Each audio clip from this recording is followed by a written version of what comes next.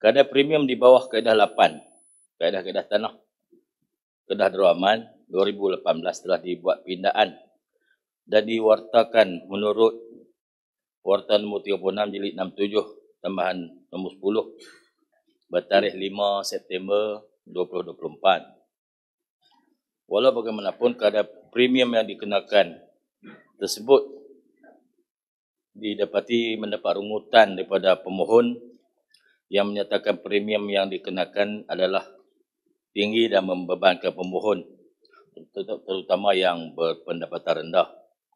Oleh yang demikian, Tadbiran Tanah Kedah telah membuat kajian dan semakan semula.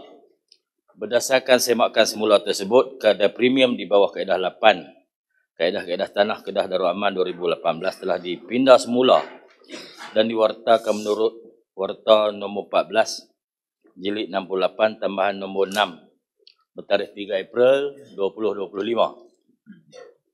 Pengurangan kadar premium yang dikenakan pada tahun 2025 berbanding tahun 2024 bagi kategori pertanian adalah antara 10 hingga 30% dan kategori bangunan kediaman adalah antara 10 hingga 20% mengikut pendapatan isi rumah.